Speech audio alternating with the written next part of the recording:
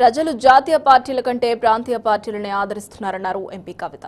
16 మంది ఎంపీలను గెలిపించుకుంటే కేంద్రం మెడలు వంచి నిధులు సాధించుకోవచ్చన్నారు.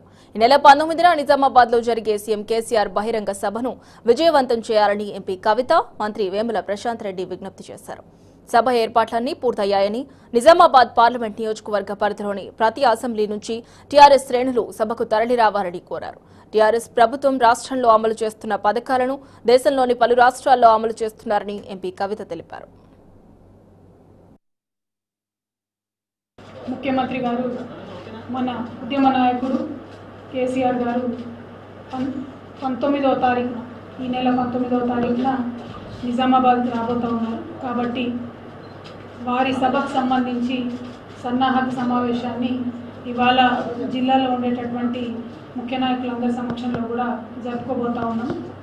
ప్రధానంగా నిజామాబాద్ పార్లమెంటు నియోజకవర్గానికి సంబంధించి ఓవరాల్గా ఈ దేశంలో రాజకీయ పరంగా జరగాల్సినటువంటి మార్పులన్నిటికీ సంబంధించి కూడా గౌరవ ముఖ్యమంత్రి గారు ప్రజలను ఉద్దేశించి మాట్లాడబోతూ ఉన్నారు. కాబట్టి లక్షలాదిగా ప్రజలందరూ పార్లమెంటరీ నియోజకవర్గం నుండి తరలి రావాల్సిందిగా ఈ సందర్భంగా ప్రజలు కోరుతా ఉన్నాం.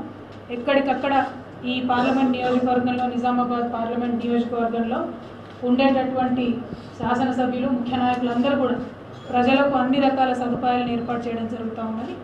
19వ తారీఖు గిరిరాజ్ కాలేజ్ గ్రౌండ్స్లో సాయంత్రం 5 గంటలకు సభ ఉంటుంది. కాబట్టి మరి ఎండ తాపం నుంచి కూడా మనం తప్పించుకోవచ్చు. ఆ ఎండను తప్పించుకోవడానికే సాయంత్రం పూట మనం మీటింగ్ పెట్టుకున్నాం. సో మన పార్లమెంట్ నియోజకవర్గంలో ఎక్కడి నుండి ఎటు చూసినా కూడా గంట, మహా అయితే గంటన్నరలో చేరుకునేటటువంటి పరిస్థితి ఉన్నది. కాబట్టి ప్రజలందరూ కూడా సమాయత్తమై, ముఖ్యంగా మా ఆడబిడ్డలు అందరూ కూడా పెద్ద ఎత్తున తరలి రావాల్సిందిగా విజ్ఞప్తి చేస్తూ ఉన్నారు. మరి ఇవాళ మీరు గమనిస్తూ ఉంటే ఈ భారతదేశ వ్యాప్తంగా జరుగుతున్నటువంటి పరిణామాలు రాజకీయంగా ప్రజలందరూ కూడా నేషనల్ పార్టీలు కాదు, గ్లోకల్ పార్టీలు ఉండాలని కోరుకుంటున్నారు. అంటే local parties with global perspective. Local party ఉండాలి, రీజనల్ పార్టీ ఉండాలి, కానీ జాతీయ స్థాయిలో, అంతర్జాతీయ స్థాయిలో ఆలోచించగలిగేటటువంటి దృక్పథం ఉండాలి పార్టీలకు. అటువంటి పార్టీలు ఉంటే మన దేశం ముందుకెళ్తుంది అనేటటువంటి ఆలోచన ఇవాళ భారతదేశ వ్యాప్తంగా యువతీ యువకులకు కానీ, ఆడబిడ్డలకు కానీ ప్రతి ఒక్కరు కూడా వచ్చినటువంటి సందర్భం. ఇవాళ టీఆర్ఎస్ పార్టీ ఉంటే టీఆర్ఎస్ పార్టీకి అన్ని అంశాలలోకెల్లా ప్రధానమైనటువంటి అంశం తెలంగాణ ప్రజల సమస్యలు, తెలంగాణకు సంబంధించినటువంటి అంశాలు ఉంటాయి. అదే జాతీయ పార్టీలు అయితే వాళ్ళకుండే 1000 అంశాలలో తెలంగాణ కూడా ఒక చిన్న అంశం అవుతుంది. కాబట్టి ఏనాడు కూడా జాతీయ పార్టీలు పెద్ద ఎత్తున తెలంగాణ రాష్ట్రానికి సంబంధించి కానీ, ఏ రాష్ట్రంలో ఉన్నటువంటి సమస్యలైనా పట్టించుకునేటటువంటి అవకాశం తక్కువ ఉంటుంది. కానీ రీజనల్ పార్టీలకు పెద్ద స్థాయిలో ఎంపీలను గెలిపించి ఢిల్లీలో కనుక మన వాయిస్ని వినిపించేటటువంటి అవకాశం ప్రజలు కల్పించినట్టయితే దేశ స్థాయిలో ఉండేటటువంటి సమస్యలతో పాటు, అంతర్జాతీయ స్థాయిలో ఉండేటటువంటి సమస్యలతో పాటు తెలంగాణ అంశాలను ప్రధానంగా ప్రస్తావించి మరి సాధించుకొని వచ్చేటటువంటి అవకాశం ఉంటుంది. ఈ గత 5 సంవత్సరాలుగా టీఆర్ఎస్ పార్టీకి సంబంధించినటువంటి ఎంపీలను మీరు పార్లమెంట్లో చూడడం జరిగింది. మన రాష్ట్రానికి సంబంధించిన అనేకమైనటువంటి హక్కులు సాధించుకోవడానికి ఎంపీలుగా మేమందరం కూడా ముందుండి కొట్లాడినటువంటి విషయం ప్రజలు ఎప్పటికప్పుడు గమనించారు. టీఆర్ఎస్ పార్టీ అధ్యక్షులు, గౌరవ ముఖ్యమంత్రి, మా అందరి ప్రియతమ నాయకుడు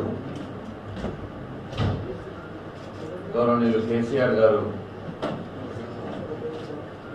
నిజామాబాద్లో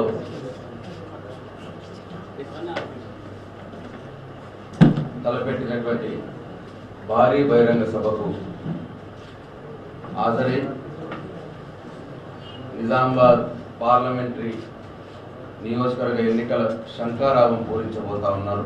మరి రాబోయే 19వ తారీఖు నాడు మీటింగ్కి మరి ప్రజలు రావడానికి సిద్ధంగా ఉన్నారు. మేము నియోజకవర్గానికి 30,000 వస్తారనే అంచనాతో ఉన్నాం. మరి మేము వాహనాలు సమకూర్చడానికి ఇబ్బంది పడుతున్నాం, కానీ ప్రజలు మాత్రం సిద్ధంగా ఉన్నారు.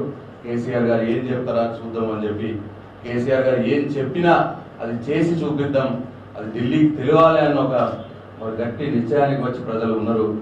కాబట్టి మరి ఈ సభని విజయవంతంగా చేయడానికి టీఆర్ఎస్ పార్టీ కార్యకర్తలు నాయకులందరూ కూడా సమిష్టిగా పనిచేయాలని చెప్పి నేను ఈ సందర్భాన్ని అందరినీ కోరుకుంటూ సెలవు తీసుకుంటున్నా. జై తెలంగాణ.